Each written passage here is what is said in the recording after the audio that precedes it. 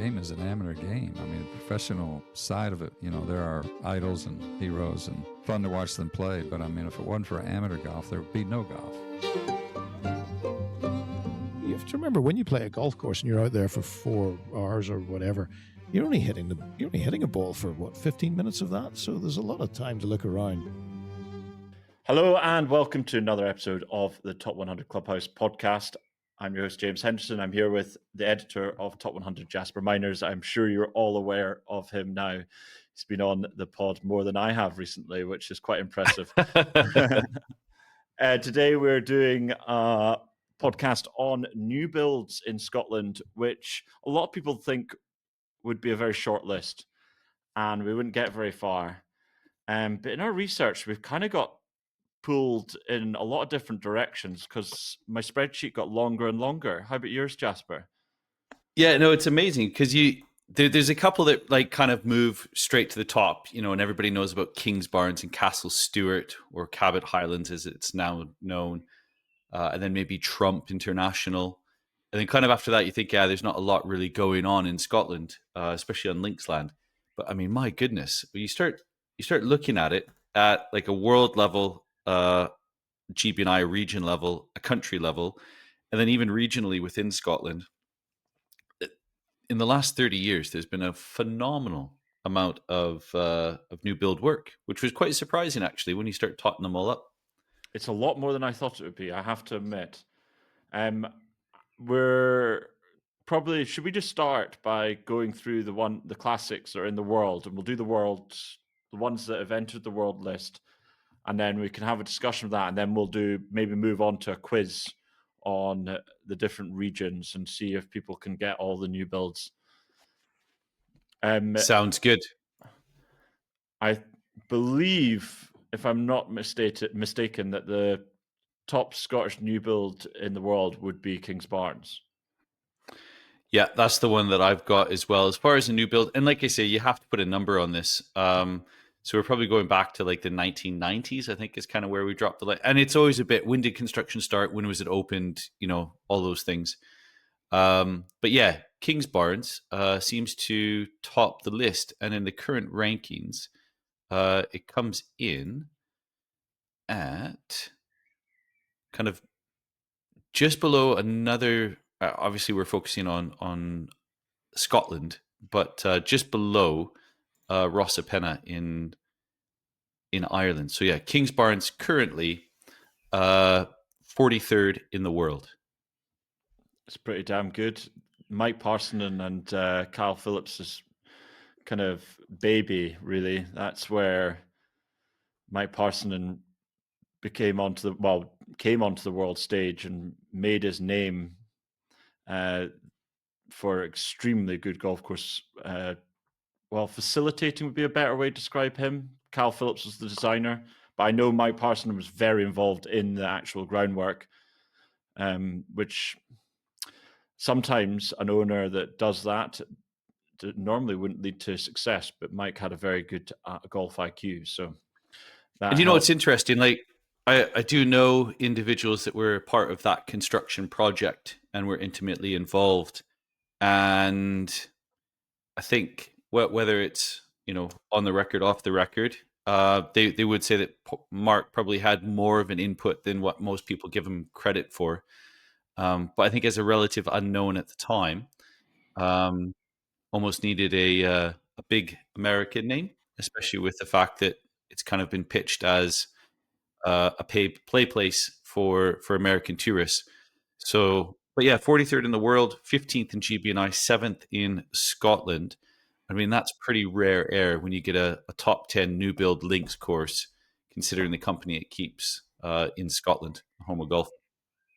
I'm pretty sure I was saying Mike Parsonen the whole way through there, but I'm more than happy to ride with it because I know it is Mark and I know I'm a tube. So, moving on. The next on the list, does anyone... I'm guessing Castle Stewart? The next so highest? that would be a really good guess, but it's actually Ardfin, and just one spot, 44th in the world. Yeah. So I've played it, and I keep forgetting that it exists on this little island out in the west coast. And let's be honest, like it's a really interesting one because like Jura has no sand on it. It's not a links golf course. It's not built on links land. So they actually had to import the sand, I believe, from Northern Ireland. And I guess when you see the course like that, just makes it even more extraordinary. But I mean, what a stage it is! If you've been to Jura and seen the course, it's an amazing tapestry, amazing backdrop, extremely difficult. The last time I was on site, they were just building the short course, so I haven't seen any of that. But as far as the property goes, it's a pretty phenomenal place. We're going to get the construction guys on the podcast because they want to talk about how extreme a project it was. It'd be really interesting to get their take, especially the fact that they had to barge everything in because the ferry doesn't even carry the loads that they needed. And it's just a wild story that is incredible. Yeah. So Irish contractor, I think it was Sol, SOL. And obviously the architect Bob Harrison, so who's well known for a lot of the work he did with. He did a lot of Greg Norman's best golf courses. So it's Norman's name, but actually Harrison's brain. And then maybe that's the connection to the owner, Greg Coffey. So yeah, Well, Ardfin. Yeah, very Australian place to build a golf course. It's just like the opposite side of the world. If you put a pin in where they're from in Australia, you couldn't get further away. Yeah, pretty much. Yeah. Okay, so next on the list, I'm guessing Castle Stuart. Yeah, you're right. So Mark Parsonen again. That's right. Yeah. So Cabar Highlands, Castle Stuart, as it's known now. But again, Mark Parsonen and then Gil Hance instead of Kyle Phillips on this one. I've always seen some like synergy between the two sites. I think Kingsbarns, I think, has probably a more elegant routing simply because you don't have the long walk from the bottom tier to the top tier on the back nine, but it's just not as severe a site, I guess. And I'm sure that's one, like, if they could have done anything about that, they probably would have. You have those two banks that kind of separate both nines down the middle, and it's quite a difficult site to negotiate. You wouldn't be able to do anything else. Yeah, in a lower tier and an upper tier. But even with that long walk between holes, I mean, that just shows how good it is. The fact that it's 54th in the world on the current update, GBNI 19th and 9th in Scotland. So, yeah, Cabot Highlands. So, I mean, you're already looking at 3 new build golf courses in the top 10 in Scotland between Ardfin, Cabot, Castle Stuart, and Kingsbarns. So, just a quick disclaimer from our point of view. We're considering new build golf courses to be 35 years or less in Scotland because I know that might be meaning that you're about to renovate your golf course in America, but the reason we are deciding 35 because most golf clubs are 4 or 5 times older than that. So it just makes sense. And also, that's when really there was a second stage of building within Scotland. This is the kind of, there was really a period, there's a period around the, after 19th century, 1900, on to about, would have been 1930, 40, when a lot of Scottish golf was built. And then there was really a dry spell after the war, post-war. There was some work being done, but not a huge amount. And then from kind of 1990 onwards, there was this second resurgence, and that's what the period we really want to talk about. Would that be fair, Jasper? Yeah, I think that's exactly what we're trying to say. Obviously there's, like we said at the very beginning, the amount of work that's been done in Scotland, even in the recent past, it's mind-boggling when you actually sit down and take a look at it. But yeah, I mean, to have 3 highly ranked golf courses, top 10 in Scotland, considering, But there's even more in the world ranking. So where do you think the next one is? Where do we go next? We've got Kingsbarns, Castle, Stuart, Ardfin, Trump. Yeah, you're Aberdeen. right.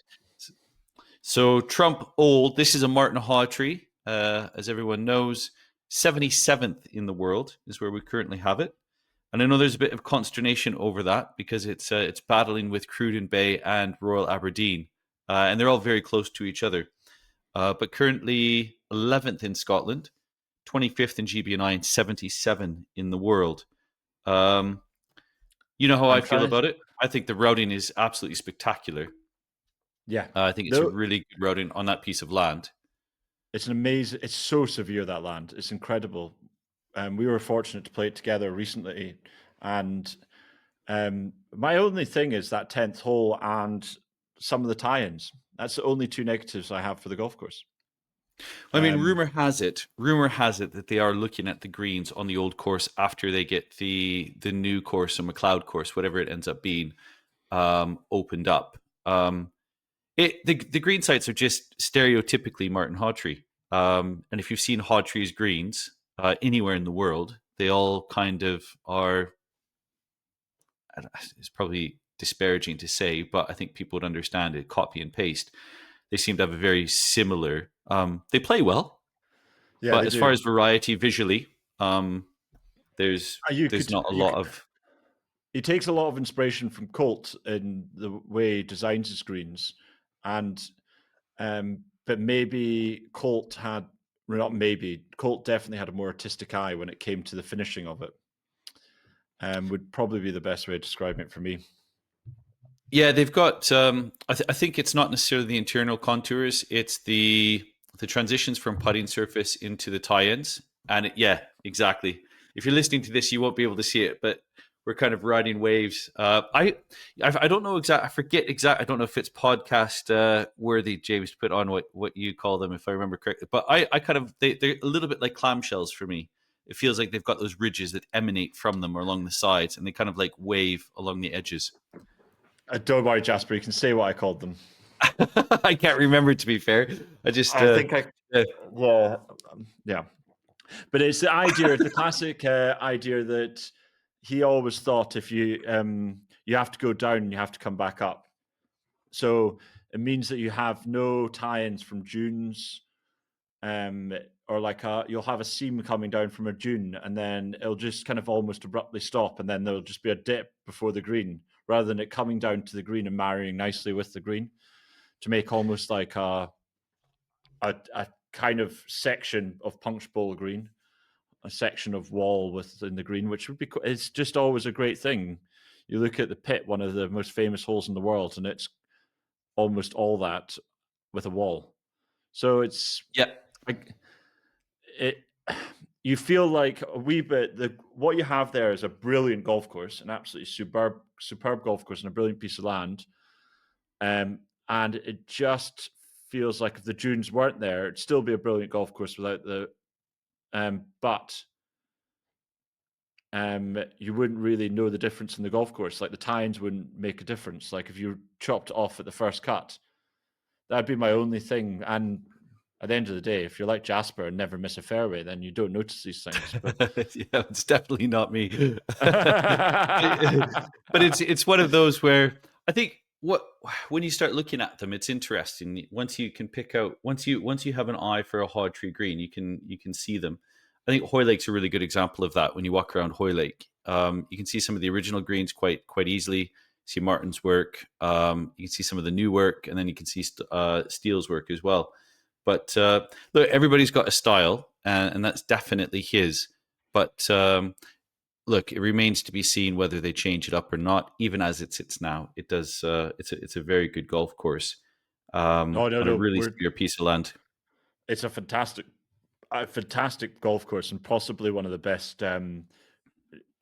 Would you say one of the best routings for that severe property in the world? It really clever routing.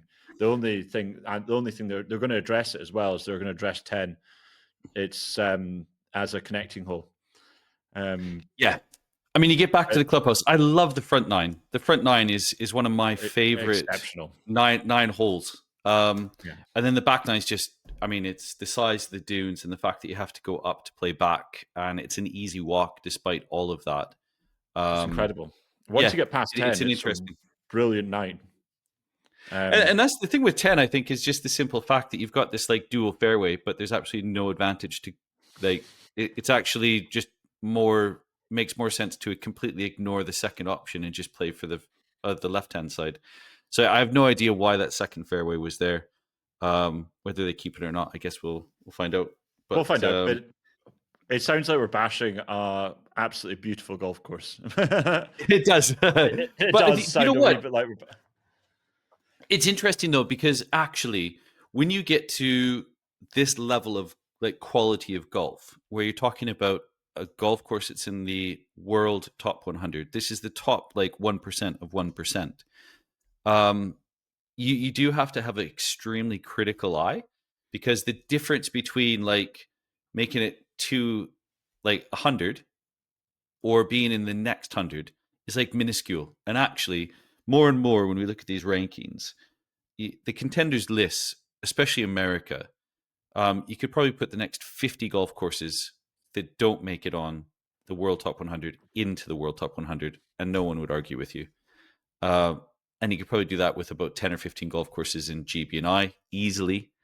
And then it just goes on from there. So even around Melbourne, and we haven't even spoken about how much golf is being built in New Zealand, but there's about, I think, 6 or 7 new build courses going on there. So it's an exciting time. The golf is not running out of steam anytime soon. Right, so we've done the world, or we got one more? Done the world. Okay, good. I think that's it, yeah. Should we go regionally? Yes. Well, yeah, so we could go, what would we say? Could go into GB&I. We could go GB&I. That's a good shout. And then we could maybe go down. So we've got up to effectively 25th. So although it's, was it 77 was Trump in the world, it's 25th in Scotland. So after that, we start working through the GB&I ranking. Interestingly, the GB&I stuff, that second tier, it begins to fall off a wee bit. Yeah, I know exactly what you mean by that. There's not, when we say there's been a load of new builds in Scotland, we're talking 20, 30 new builds. It's not like we were thinking maybe there'll be 10, but and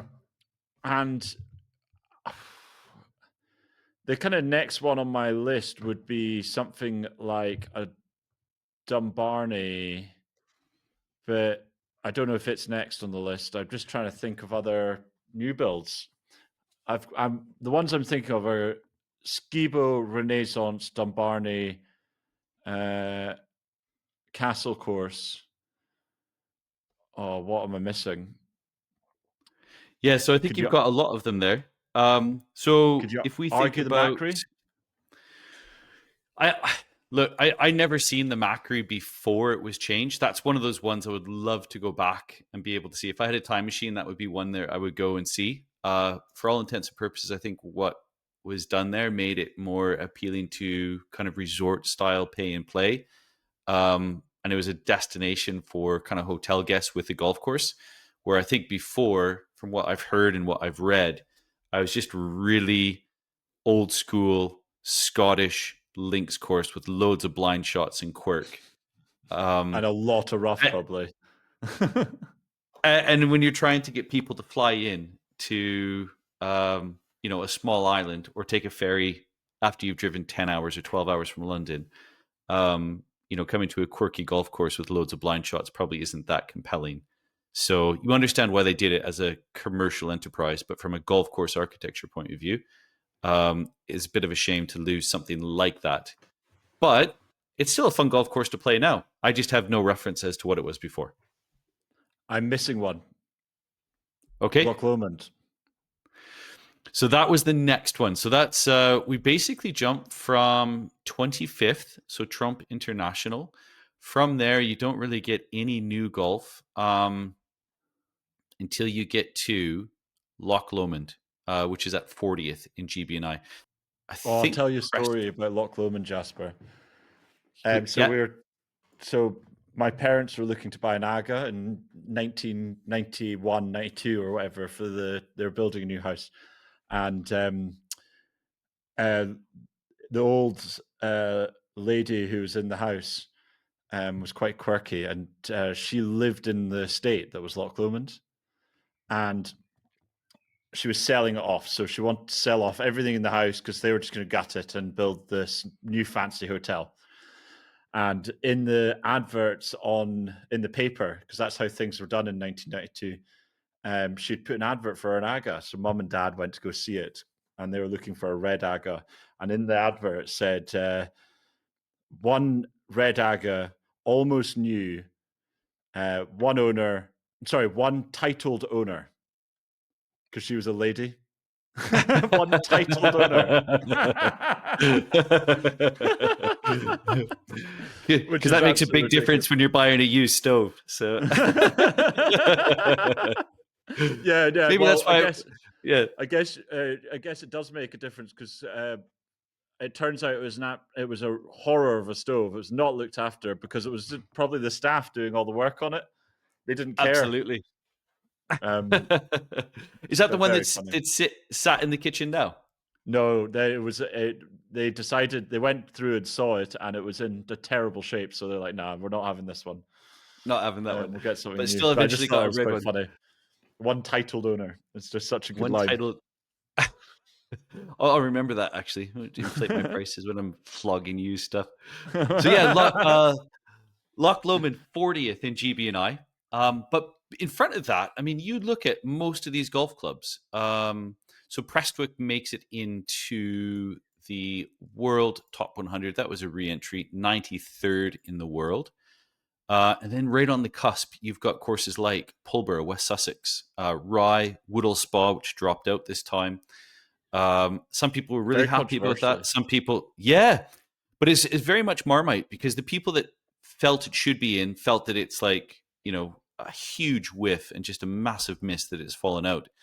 And then other people were like, I never really liked it and I never really got it. And I think it's been overhyped. So there doesn't seem to be, either you love it or you don't, with Woodall Spa. It's a cracking flatland architecture with some great bunkering, which I think is a lot of that has to do with the recent work that's been done. There's a recurring theme that I've noticed, that when we talk to anyone on golf course architecture and they get super defensive over one golf course, it's either because they're a member or because they haven't actually played that many golf courses. So I know when I speak to guys who have played 90 of the World Top 100 or 100 of the World Top 100, and you say this golf course should be here, they don't get super defensive and aggressive about it. They're like, "Oh, why do you think that?" They don't really. It's much more a discussion it's really interesting. I don't know why people. Well, and I think that's the thing, because when you lack a little bit of context, so maybe you've played one in the top 25 and maybe a handful before 50, and then a handful before 75, and then a handful in the 90s. If you're limited to GB&I play and you haven't played outside, whether that's New Zealand, Australia, the States, predominantly where the rest of the golf courses are, you kind of think to yourself, well, I've played this one and that one, and I kind of know where they are in the ranking. And then I've played this third one, and I think it's better than that one or better than that one. And then in your mind, you're like, well, the whole ranking is just completely off because I don't agree with where those three go. And it's like, yeah, you're entitled to your opinion. And I think the other thing we've had a lot of chat about rankings, but one thing to keep in mind is that this is a ranking about how we feel these golf courses fit against our criteria. So we're not saying that they are the best or worst golf courses in the world. These are the 100 that we've ranked in order that we feel measure up to our criteria the best. Yeah. And if you rank things differently, then that's fine. And you're also right. You're entitled to your opinion. So no one's saying that we've got a monopoly on, these are not inspired rankings by the golf gods. These are, subjective rankings by people who've seen a lot and played a lot. and how they stack up against our criteria. But anyways, we digress. So, I mean, it's interesting. You look all the way down to like Loch Lomond at 40, 41 all Woodley. I believe on some other rankings, and perhaps even in our own, some of those golf courses, even down to 44, I know like Notts or Hollandwell, historically was in the World Top 100. So, you're actually going down to 44th, which gets you some pretty stellar golf in GB&I, all top 100 worthy. You could argue. But yeah, Loch Lomond. So then it's Dumbarney, must be.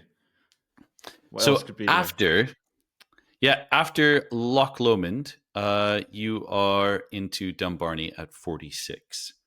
And then it's Dumbarney, Clive, Clark, I believe. Lot of investment, 660 dunes built on farmland. I'm excited to go back there. I need to see it again because last time I went was a few years ago. I was just on the phone with them actually just the other day, and they've done quite a lot of work again over the winter to address a few things. When they first opened, they had a little bit of issue with agronomy, which has been sorted. That's old news now. And then I think as it's kind of settled in, bedded in, and then matured, they saw that there's a few things that they could put right or improve. So they've done that. So yeah, we've actually got an invite to go up and see that, which we'll try and do. Next on the list after that is a little bit of a jump. You jump down to 59. We've already spoken about it, and that's the Machrie. It's known now as Another Place. I don't understand. Wait, what? It's got new ownership. Yeah, it's called Another Place. So it was refurbished and opened in 2017. 2018, 43-bedroom hotel. I mean, if you haven't been to the Machrie, it's a pretty amazing hotel, boutique hotel. Oh, it's incredible. My wife absolutely loved it. No, the it actual might have been food, everything is incredible. Like the food, the experience, the hotel is stunning. Even, do you know what the best thing was? Do you know when you go to have a shower, and the shower is a big ass, beautiful, like rainfall shower, and you get a soap and you smell the soap, and it's like the best fucking smelling soap in the world, and you're like, this is just magical. And you've got a view out to like a foggy moorland that's like, oh, it's special. It is very cool. Well, and here's the other thing too. I think when we walked in, there was like a small like bottle of we would call it a Mickey in Canada. It's like, I don't know, you must have that size here. It's I never buy that small of bottles myself, but it was like a third of a bottle of gin. And so when you walked into the room, there was like his and her bottle of gin, and I think that probably got the stay off to the right start for my wife, anyways. But anyways, yeah, Another Place. Do you want to hear a story Let's about Machrie? So, do you know the bar before they did the redo? The bar was on the right when you walk in. Yes. So the bar, and you had the fireplace, and above the fireplace and the mantle, they used to keep the Machrie Golf Club, like the local golf club that's been there for years. They used to keep the trophies above the fireplace.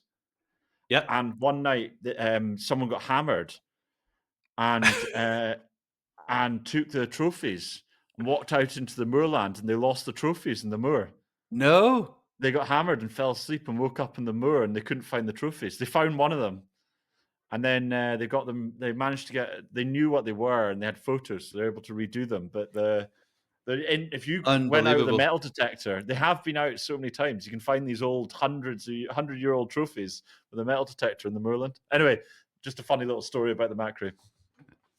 So I mean, just looking at it now, I mean, so Islay as a whole, it's a wonderful place to visit. With everybody would know the whiskey distilleries, but there's a whiskey trail that you can do.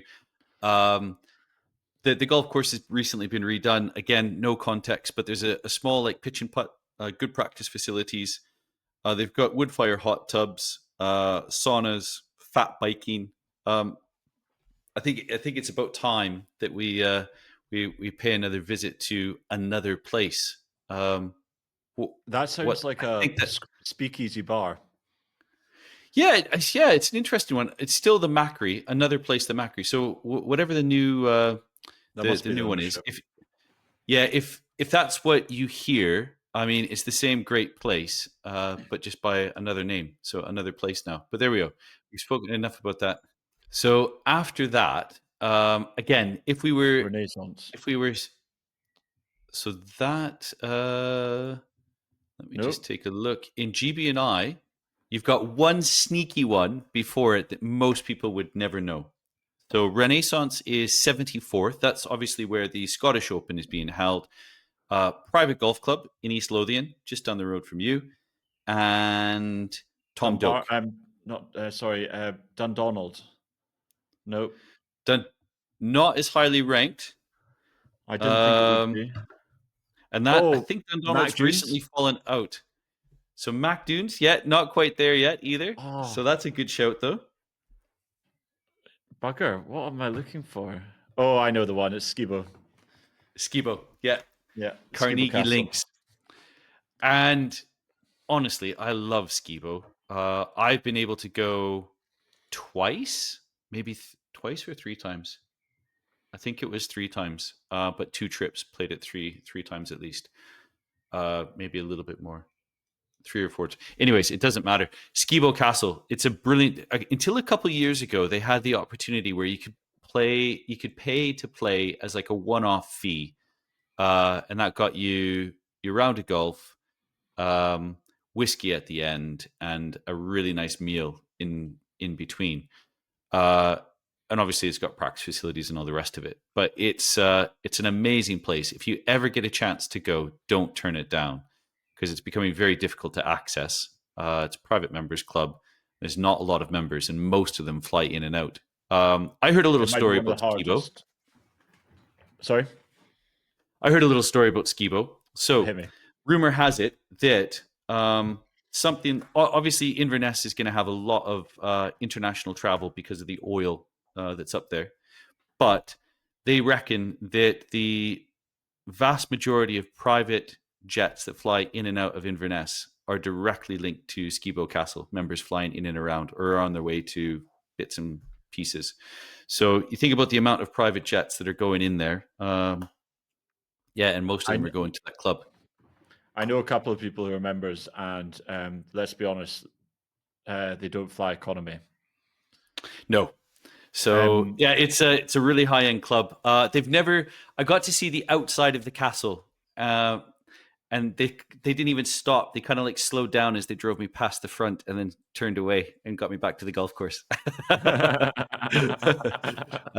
Didn't take my shirt there. Surprised you weren't. I'm surprised you weren't taken down the back route to the staff quarters. No, not even that. Not even that. So, but yeah, lovely place. And I think well deserving of 73 in GB&I. It could probably one of those ones you could put quite a bit higher, and no one would be able to really argue with you. But it's getting difficult. Is it the hardest golf course to play in Scotland? No, I don't think so. I mean, you would Ardfin and Carnoustie when it's windy. No, I mean hardest to get on. Oh, hardest to get on. It's got to be. Loch Lomond is a closed door, but there's lots of members and there's lots of charity days and things like that. So there is avenues to play. And I think most of the members there are quite good at being hospitable. I think for most Skibo Castle members, they're international. So they kind of fly in, fly out, transit through it. And a lot of times it seems like it's a family-based affair, where if you're there, you're kind of with your wife, your partner, and your children. So it's definitely, it doesn't feel like a lad's weekend, with lots of booze and just being, Larry on a golf course. So it's kind of got a different vibe to it. So yeah, I would say it's probably one of the hardest tee times to get. Definitely not far off a Queenwood style. Kind of. It's so hard to get tee times. They don't have tee times. Yeah, impossible then. But yeah, I would say Queenwood even is probably easier to get on as well. Just than because Skibo. There's people who live in the locality. There may be 1 or 2 members in the north of Scotland of Skibo. It's not. There won't be many at all. No. So that's definitely one. So next one on your list, Renaissance. or Renaissance, whatever you want to call it. Had dinner 74th there in last night. GB&I. Yeah, great. Food is Great club. fantastic. I love the fact when you walk in, you kind of walk straight into the pro shop, and then it's kind of open with the stairway above it, and then you through. It's very well thought out. And I think the golf club, for whatever reason, it doesn't get the love that it probably deserves. I don't know. I mean, it's got pretty lofty neighbors, Muirfield next door. Yeah.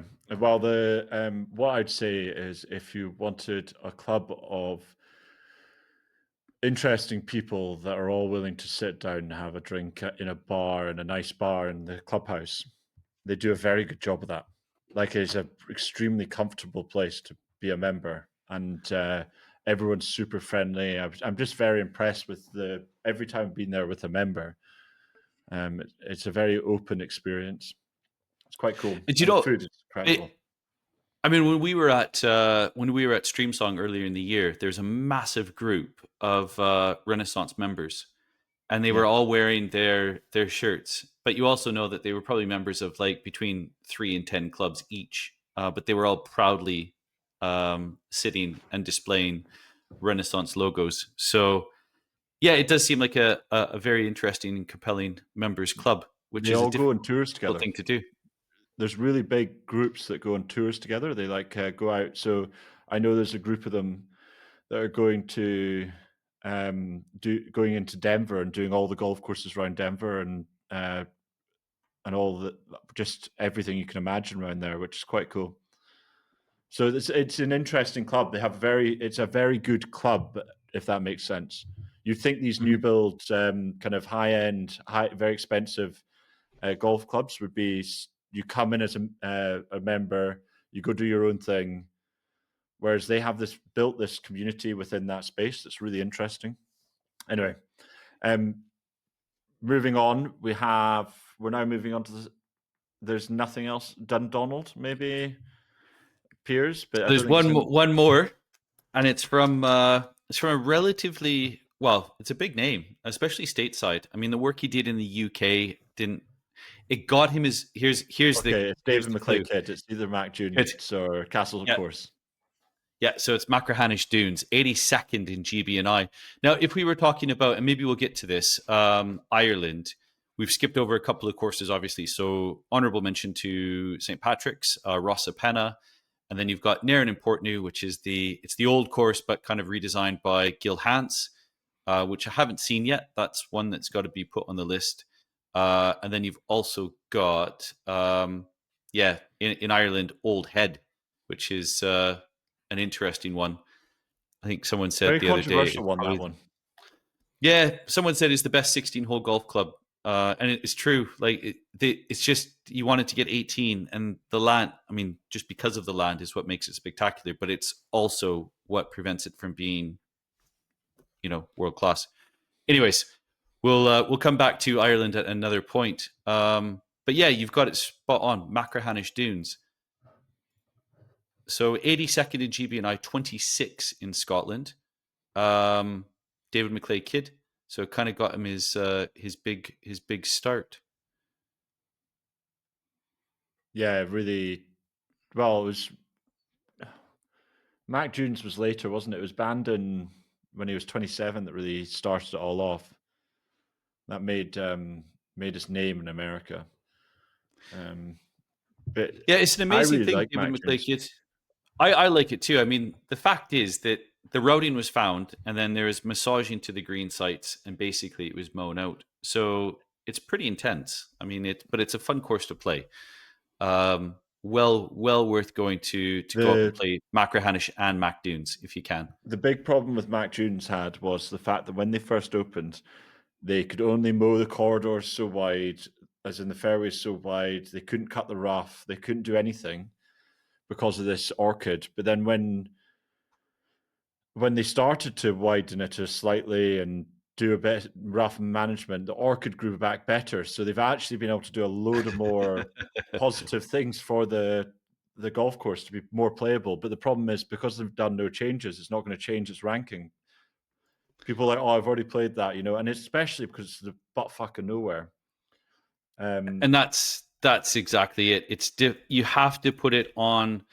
So when I did it, I went. We went up the. So I mean, if you could do it, and it's a lovely trip to do. So Trump Turnberry, Prestwick, Troon, skip across to Erin, play Shishkin, and then go across to Kintyre and get Machrihanish Dunes and Machrihanish proper. I mean, Don't that's forget the way. the best trailer park golf course in the world in Dunaverty as well. Yeah, well, Dunaverty's rated. Oh, yeah, no, right at the bottom of Kintyre. That's right. Yeah, Dunaverty. Yeah. So yeah, the village at Machrihanish Dunes. What's interesting is that there's also another golf course that they've been planning, and I think they've started to work on it. So that's another one. We did our research before we got on, and that's just popped into my head. So that's another one that. Yeah. So there we go. Lots to look at.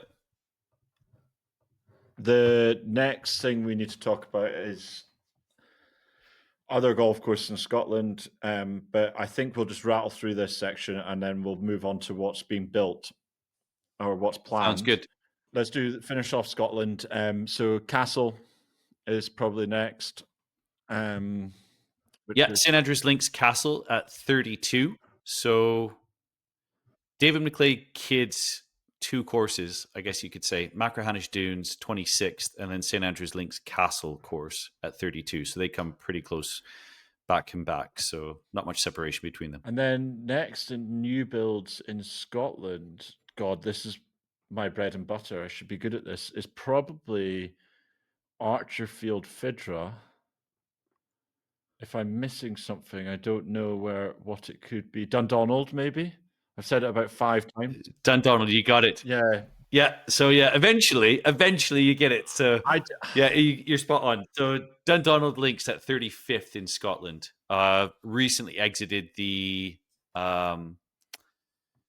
GB&I top 100. So it's just on the other side. Again, another Kyle Phillips. So you've got Dundonald Links by Kyle Phillips, and then you've got Kingsbarns by Kyle Phillips. But the gulf between the two is astronomical. Yeah. Would you consider Robert the Bruce at a new course? Because it's essentially a new routing and a lot of the holes have changed. That's absolutely. I think you could make an argument for that. They've done a good job with it. A lot. And do you know what? There's some people that prefer it. I mean, that's the other one too. I had a conversation with a Rural County Down man not that long ago, and he's getting on a little bit now, but he was saying like he actually preferred the Annesley to the championship course. Now, I mean, that's like he's probably the one man in the world that would come to that conclusion. But it's hard to see your ball. It's funny how. Something we got flatter just to. I won't speak to him too much, but or speak of him too much. But I mean, good fella, knows golf, and then maybe that's a reflection of where he's at. But the fact being, Archerfield, Trump Turnberry, King Robert the Bruce. I think you could probably say if any old course could be considered a new course, that would be one that you could throw into the mix. So that actually comes in at 45. It's 44. Archerfield Fidra just nips it. So after Dundonald, then it's Archerfield Fidra, and then Trump Turnberry, King Robert the Bruce. And then I'm guessing Durlton will be there somewhere thereabouts. And then I don't know if Roxburgh is in the top 100 anymore. I've completely forgotten. But I don't think it will be. Spey Valley. Valley is probably kicking around there. So you've got them. Those are 3 on the trot. So that's a good 3 to get in. Archerfield Fidra, King Robert the Bruce at Trump Turnberry, and then Spey Valley. So those 3, 44 through 46. Obviously, 2 of the 3 are links. The next one that I think is still probably a little bit light in our ranking, although it had like an astronomical increase, because I think we kind of put it where we thought it should be, is Askernesh. I knew exactly. Once you said it, I was like, I know what Jasper loves. I know he loves. Yeah, it's a brilliant golf course. Actually, we had a day out with the top 100 GB&I in England panel of all places at Woburn, simply because it's in the middle Scotland's of the country. Better. Yeah, we played the. You know what? We played the Duchess, and it's a reflection of its time. I mean, the greens were tiny.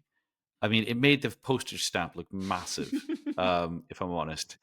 And it is tree lined and it's tight. You could, I probably would have scored better if I wouldn't have had anything less than a 7-iron in my bag. Wow. So if you just literally teed up a 7-iron and just hit it consistently down that course, you probably have a better chance. Because if you hit driver and you're more than 15 yards off the line, which is nothing, you basically are chipping out and you're hitting 3 from the spot that you could have easily hit 2 7-irons to. That's a good point. So anyways, we won't talk about the scorecards. That's interesting.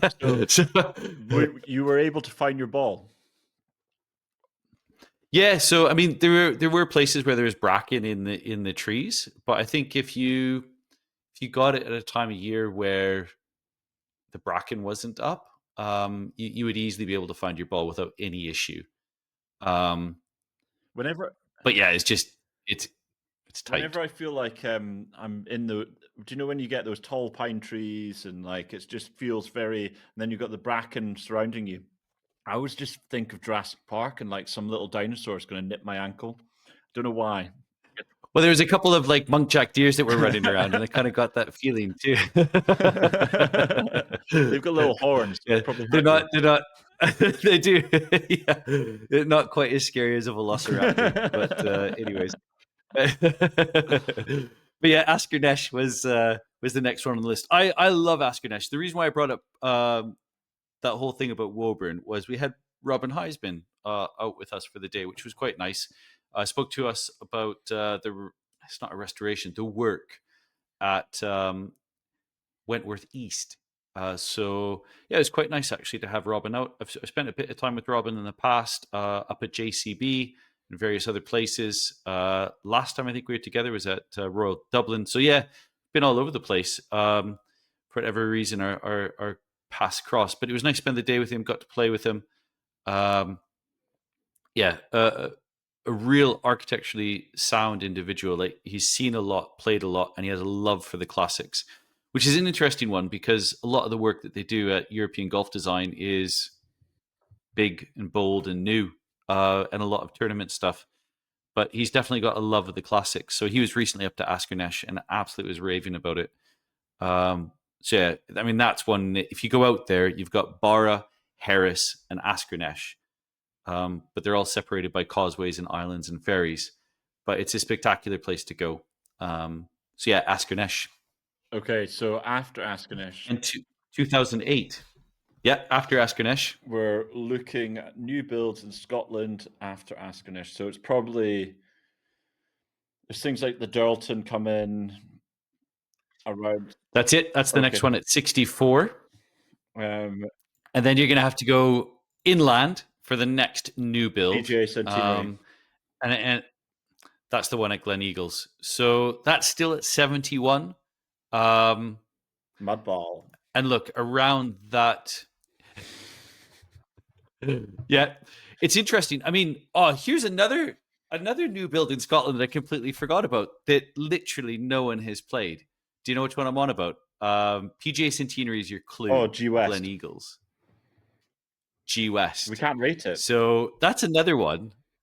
It's like no one's ever seen it. I know two individuals I know who have played it, and it was the individual who grew it in.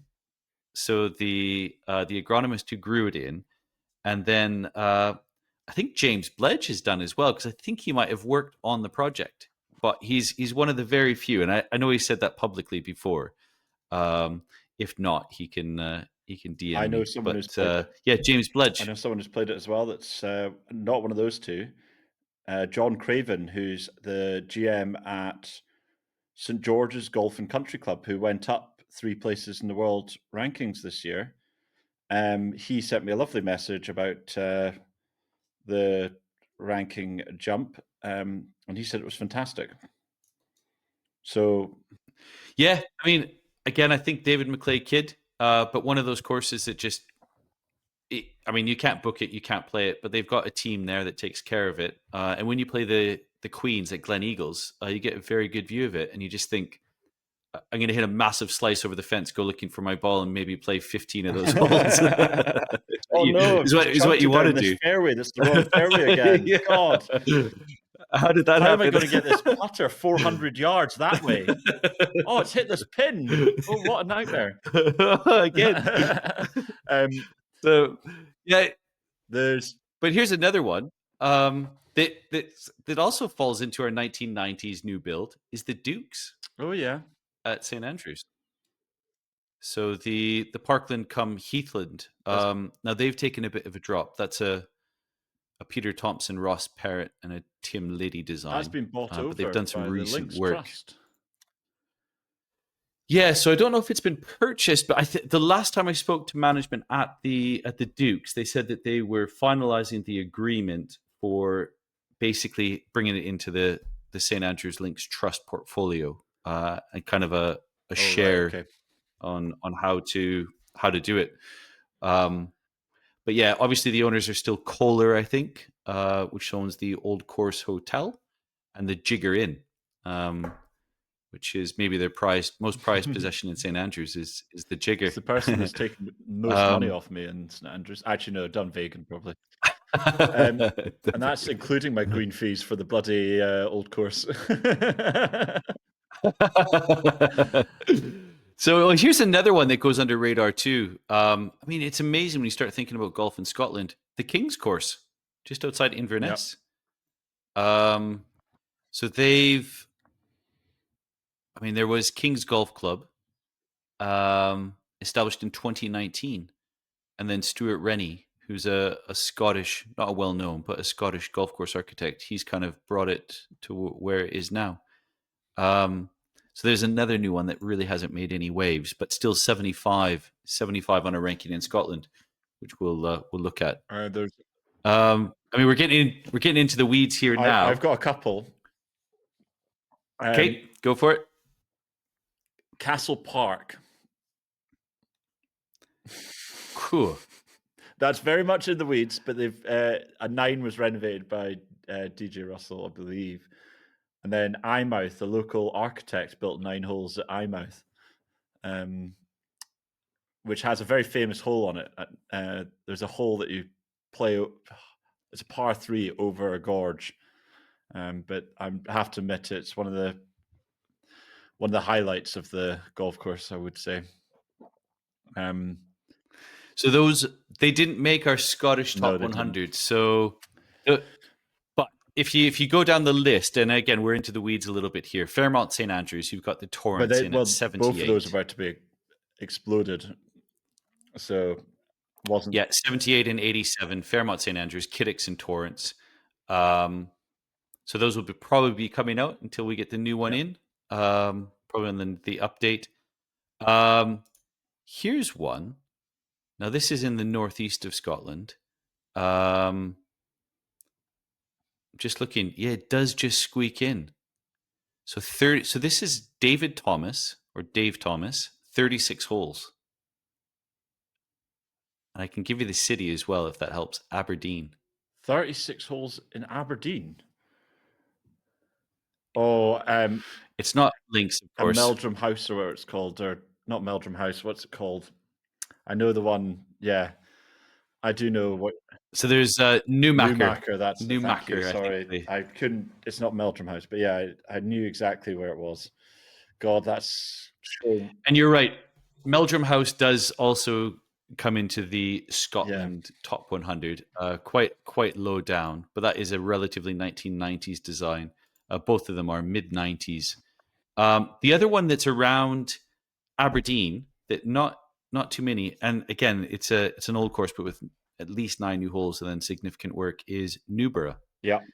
Which seems to be on the rise. We're hearing lots of good things. We are hearing lots of good things. So we'll have to go check it out. And now that Merkur has jumped, maybe that's the next one that will get some of the spotlight. So that kind of brings us through the world, the region, and Scotland. Okay, now we're doing. Now we're going into golf courses that haven't been built yet or are being built right now. Do you know what? We forgot one. Which one's that? God, wait. Let me see if I can get this one. Yeah. It's a big name. That's what I'll give you. It's a big name. Big name. Like, I mean, when I say big name, I'm saying like it's top 4 current golf course architects in the world, Scottish work, and we've missed it. So top 4 architects in the world. Oh yeah, I know exactly what it is. It's not Crail. Crail. Yeah, it's the Crail Golfing Society. Gil Hans's design. first Gil Hans design. Either I think it's solo design was his first solo design. I might be wrong, or it might be his first international design. I'm not too sure. So 70th in Scotland. So yeah, it was built in 1999. We first ranked it in 2008. Is the way the story goes. But yeah, that's the old one. So Crail Golfing Society, Balcomie. It's at 60, and then Gil Hans's Craighead is at 70. So I think after that we've got them all. Right. So that was strenuous for my brain. I hope there's some listeners who probably did better than me. It's been a long week. I got most of them. And it's only Thursday. I was just once lower. You did? Yeah, yeah. Started to struggle. It's amazing how much there's been. Yeah. But what's even crazier is how much more there is. I could have gone all the way around the coast and around the country, but it would have been so boring as a podcast of me just going Dunbar, the Glen, Winterfield. So should we talk about the new stuff that's being built? Well, I think that's the big question, isn't it? So the reason why we wanted to do this now was just to say, like, everybody thinks that all the golf has been built that there's ever going to be built. And if the last 30 years has anything to say about it, is that it seems there seems to be no end in sight. Now, it might be that it'll slow down, and definitely just because of environmental concerns. You've got, now that I've said that, I've just thought of another one. Oh, God. But the big ones. So we've mentioned the second course at Machrihanish Dunes. Uri Estate, I think, was one that the Fedinch, which has been like, just outside. Is it Stonehaven, Uri Estate? The Fedinch or Fed, I don't even know if I'm saying that right, but that one seems to be under construction and progressing quite rapidly, just outside St Andrews. You've got this year opening up 3 courses that will make a splash. Taymouth Castle. So maybe you tell us a little bit about that one, James. We've seen some pictures because we had a beer or two with the architect in question. Yeah, so Taymouth Castle is been on and off the rocks for years. It's a site that Bo Welling's doing, and it's going to be interesting because it's always been quite a wet area of Scotland. But there was an old James Braid there for years that was well-respected golf course in Scotland. It was well known, and people used to go there all the time. It was quite like if you look at the old books of like the 60s, 70s, 80s of what's the best golf courses in Scotland, it's always appearing. But it fell into liquidation after being sold, and then it was sold again, and then there was some stuff with the Libyan money, and it all kind of went weird and Pete Tong, and it been bought and sold 100 times because the house is massive. I say castle is massive, and we'll see what happens there. But they've got the new investors and Bo Welling's doing the design, and speaking to him, he seemed very excited about it. It's a beautiful site. It's right in between this wonderful glen. I think it's Glen Lyon. So there's a potential for something pretty special there. We'll see what happens. I'm looking forward to it. So it's a Discovery Land is the developer now. And they're known for basically what they do is it's a private residential development effectively, and to be a member of the club you've got to buy make a significant investment in real estate, and when you look at a lot of their other developments stateside, well, anywhere in the world, really. They're absolutely massive. I mean, you don't get much change out of a few million quid. So, and that's to buy a plot, and then you've got to build your house, et cetera, et cetera. So, I mean, we're talking about big money. I don't know what it's like in Scotland, if it's slightly less, but it looks like they've got the castle. They've almost got this like village type feel to it. There's, it's got to be 150 odd, somewhere in there, 145 new residences with property.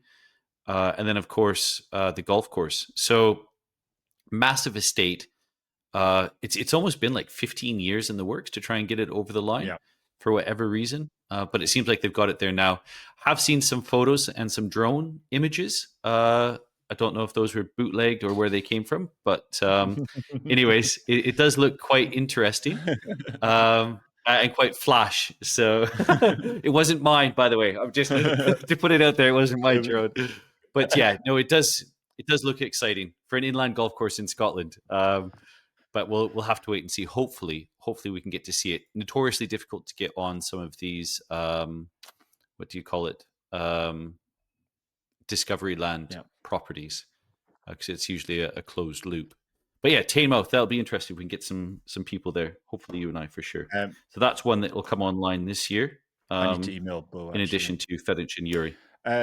So next up, in the new build category, I kind of want to leave the big boys for last for the final discussion. I guess it's really, we'll find out about Coal Links very soon. So it's a couple of weeks away before we find out whether it's going to go ahead or not. That's a Core Crenshaw design that is up above Dornoch. And there's also obviously there's another Dornoch stuff with King Collins, which is a huge development. I mean, like that is going to turn that place into Disneyland or golf. I didn't realize how big the plans were until I saw them the other day. I mean, they're ambitious. So effectively, you've got the old course, a new course, and then you've got improvements to the current second course or relief course, and then you've got like a short course with practice facility. So I mean, it's like every inch of available land looks like they'll be trying to get something out of it. So I mean, there's more golf. But yeah, it's interesting that they jumped the gun with that. But I guess that shouldn't necessarily impact on Cool Links. Cool Links, it'll be interesting to see what happens. I mean, it's almost like a second run at it. But it would be a real shame if that didn't get through. And actually, I think from my point of view, it would seem like the hesitation for letting it get pushed through was environmental concerns. But when you actually go up and look at those dunes, there hasn't been any work done on them since they refused planning on those grounds. And they are just in a suspended bit of decay. So it's almost by allowing the golf course to go ahead, you'd actually get what you need in order to make the rest of it flourish. So it's an interesting one. I've heard to not let something go through. I've heard there's a lot of things like brambles and weeds starting to grow into the dune land that's caused that isn't actually anything to do with the dune land that you're wanting to keep. So there's no one's actually looking after the space at all. And that's the point. I think that's just in order to care for the land. Probably the best thing that could happen to that whole swath of dune land is the fact that a golf course could be built somewhere on it, so that they would actually have someone who would take responsibility and invest in keeping the rest of it the way it should be. But we'll wait and see. A bit like the orchids. Obviously, we don't have any. Yeah, exactly. The orchids. We have no vested interest, nor are we involved. But that's just my opinion on the matter, really, based on seeing some of the. And it'd be cool to see a Core Crenshaw golf course in Scotland. From a golf architecture point of view, it'd be very cool to see one. Because we've got almost everyone else. It's just of the big boys. Yeah, you've got all the greats and you've got all the modern greats. And then you think about Dornoch. Well, if you think about that run of golf in and around Inverness, like Nairn, the 2 courses at Castle Stewart. We'll come to one in just a moment. Dornoch, Skibo, Coollinks, and then you get to Brora, Aurora, and then you've got Golspie, Tain, Fortrose, and Rossmarkie. Tain. It's stunning. It's the amount of like just in that little. It's almost like London. Do you And know what I then mean? even- It's like you have A list, B list, C list, D list, and it's all Even great. like Nairn Dunbar is a great little fun golf course. And if you're willing to go along the coast, you've got like Cullen, Moray. You know, there's a lot of really good golf. Becoming quite an Yeah, impressive region. spectacular. Right, okay, we've named it. We need to talk about it. There's two golf destinations that are going to be very important years for them, and that is up at what would have been classically called Castle Stewart, but is now called Cabot Highlands or Cabot Scotland. I don't know. Cabot Highlands already exists, so I don't really know what. Cabot Highlands, I think. I think it's Cabot Highlands, Castle Stewart, and then Cabot Highlands, Old Petty. Okay, I think is what they're going with. And at Trump Aberdeen. So we've been up and seen the Trump Aberdeen golf course, the new golf course there. Christian very kindly showed us around, the architect. I know it's a hawtery routing with Christian London's flair. And it is a really interesting routing and layout. There's a lot of cool things going on there. We didn't see the last 4 holes bed in, and it's going to be tricky for them because to get back to the clubhouse and things like that, but we'll see what happens. And I wish them all the luck because the rest of the golf course was fantastic. The other one that competing against it is Old Petty. Clyde Johnson's Tom's done a lot of the routing work, but then Clyde's really been the guy who's finished that golf course and made that golf course. So who's the better 36? This is going to be the question. Everyone's going to ask it. And that's the thing. So we haven't been out to see Cabot Highlands Old Petty. I know quite a few people who have. Obviously, I know Clyde and Chris Haspel as well has worked on that project, doing a lot of the shaping and agronomy work and growing. You couldn't get to and he was better people doing the actual work. Well, and you can see it. If you want to know how good their work is, you can look at pretty much any of the projects they've worked on anywhere in the world. And North Berwick, they're kind of the dynamic duo that's doing a lot of the proper work at North Berwick. And what's brilliant is that unless you're a member at North Berwick and you see it every day, a lot of the work that you are looking at, you can't even tell that they've been after they've finished. And just some of the little details. I know it was one thing that we discussed when we were there was the work, just little tie-ins between like the greens and the tees, and you're basically up against a boundary line, and there's incredible shaping just that makes it blend seamlessly, into a boundary wall. And it's like no one would have that eye for detail. Very few people would, and let alone care enough to do it. So I think that's what you get with Chris and Clyde.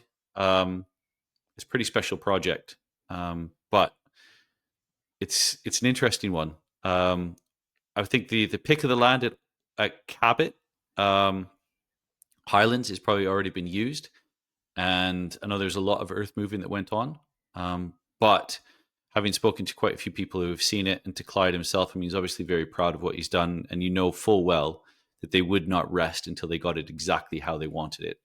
So they wouldn't have just said, "Yeah, that's good enough," and move on. That's just not how they go about doing things. And so I do think there will be not so much for Clyde, but for Tom versus Gil Hance, there's definitely some sort of little rivalry going on there. Who's like, there has to be. There has to be. I mean, Gil famously started out, I think, as an intern with Tom. And actually, when you look at like who's interned with Tom, it's basically everybody who's doing great work in the world today. They say coaching tree, right? They always say a coaching tree in America. It's the same kind of thing. Same thing. And to be fair, you could also go back one generation, and then the who's who that worked with Pete Dye. and Bill Core and Tom Doak were both part of that. So it's going to be an interesting one, not just between like Trump and Cabot, but then also between the architects. So Gil and Doak, or Gil Hansen and Tom Doak. So talking about the new course or the McLeod course, whatever they end up settling on at Trump, it's an interesting one because it's not pure links. There's a bit of like wetland golf in there. There's a bit of moorland or heathland golf in there, and then there is some proper links golf in the big dunes at the far end of the course. But it's all going to boil down, I think, exactly what you said. It's just the finish. Those last 3 holes, they cover a lot of ground. It's a big finish. Par 5, long par 3, and then a par 5 again, I think, up the hill, or a really long 4. But yeah, that will be where it's make or break for Trump New, is how that finish goes, I think. I do think for the average golf fan, the fact that it rotates between being the wetland to the heathland to the links to the back to the wetland, it will actually help them in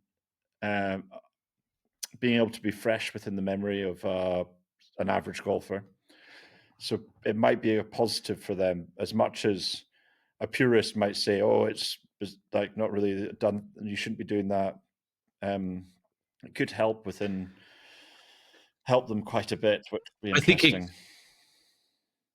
I think you're right. From those who have seen Old Petty, the word on the street that it's a high IQ golf course, and what typically what you'll find when you talk about golf courses like that is that it's probably not got the flair or drama that you're going to see like amazing drone shots on Instagram and just be like, wow, sand splash and just big massive bunkers and greens and shadows. And look, there's going to be loads of contouring and it's all going to be amazing. But it's sort of like one of those ones where you get individuals that go and play Machrihanish and then they go and play Dumbarney and they'll say, oh, Dumbarney was way better. And you ask them why, and they say, oh, it's just spectacular. It just looked amazing. And will people who are list tickers enjoy Trump because it is a spectacular site and those dunes are incredible? You have elevated, it's very much like the old course at Trump in some places where you have these like amphitheater settings where you're hitting from very elevated tees down into spectacular backdrops.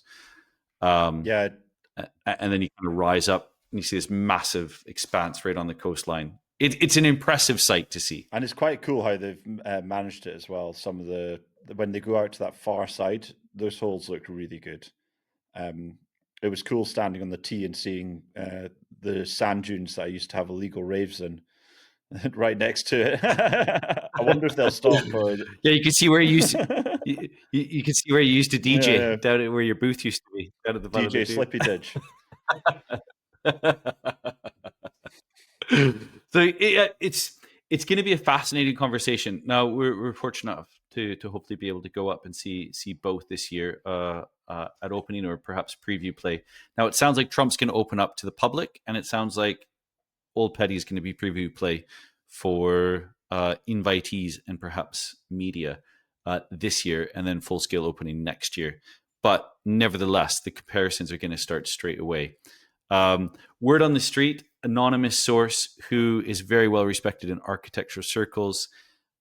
We've heard that he thinks, and again, this is just one person's opinion, that the new at Trump is better than the old at Trump, which is saying a lot. Yeah. But again, that's someone who's not involved on the project, who's very respected in the architecture world, who's done a lot of design and shape, and reckons that the new course is better than the old course. So we'll have to wait and see for that one. But that is the word on the street by respected sources, that it's going to be spectacular. So, well, wait and see. We'll find out soon. And I'm sure we can do a full breakdown analysis at one day. But it's not going to be today. And we should probably won't be today. We've done well. Probably should let the listeners have a break from our monotone voices and say thank you very much for listening to our New Build Scotland list.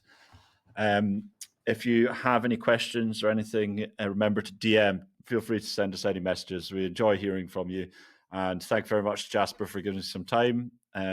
Appreciate it a lot, as always. Pleasure. And we'll see you next week. And please remember, play fast and lunch slow.